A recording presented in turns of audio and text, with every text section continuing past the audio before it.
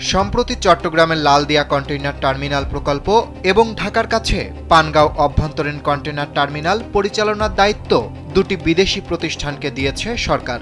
চুক্তি অনুসারে লালদিয়া টার্মিনালে ৩০ বছর এবং পানগাঁওয়ে ২২ বছর ব্যবস্থাপনার দায়িত্বে থাকবে এই প্রতিষ্ঠানগুলো, যা পরে আরও ১৫ বছর বাড়ানো যাবে। এবার ওই দুই বিদেশি কোম্পানিকে আগামী ১০ বছর ব্যাপী ১০০% করমুক্ত সুবিধা দেবে সরকার। এসব তথ্য জানিয়েছেন জাতীয় রাজস্ব বোর্ড এনবিআর এর চেয়ারম্যান আব্দুর রহমান খান। সম্প্রতি সই করা এই চুক্তির অংশ হিসেবে শতভাগ করমুক্তির পাশাপাশি সেখানে কর্মরত বিদেশি টেকনিক্যাল স্টাফরাও করমুক্ত সুবিধা পাবেন। জীবন অবাক না করলে কে করবে? 28% মিল্ক ফ্যাটের অবাক করার সাথে ফ্রেশ মিল্ক পাউডার। জীবন অবাক করুক প্রতিদিন। এছাড়া কোম্পানিগুলোর রয়্যালিটি, টেকনিক্যাল নলেজ ফি, লভ্যাংশ সবকিছুই এখন করের আওতামুক্ত। তবে এই সুবিধা কোনো নতুন প্রণোদনা নয়, এটি সরকারের আগের নির্দেশ অনুযায়ী দেওয়া হচ্ছে।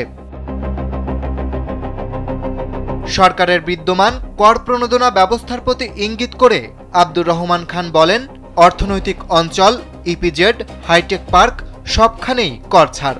এমনকি হাইটেক পার্ক কর্তৃপক্ষ যে কোনো প্রতিষ্ঠানকে যোগ্য ঘোষণা করতে পারে। তিনি প্রশ্ন তোলেন, যাদের কর দেওয়ার কথা তাদের এভাবে নির্বিচারে করমুক্ত সুবিধা দিলে আমরা প্রত্যক্ষ কর সংগ্রহ করব কিভাবে? ২০১৭ সালের বিদ্যমান সরকারি আদেশ অনুযায়ী পাবলিক প্রাইভেট পার্টনারশিপ ভিত্তিতে ১২ ধরনের অবকাঠামো প্রকল্পে বিনিয়োগকারী প্রতিষ্ঠান ১০ বছরের জন্য শতভাগ আয়করমুক্ত সুবিধা পায়। আরেক আদেশে উল্লেখ আছে, এসব প্রকল্পে কর্মরত বিদেশি টেকনিশিয়ানরা প্রথম ৩ বছর আয়ের উপর ৫০% করমুক্ত সুবিধা পাবেন।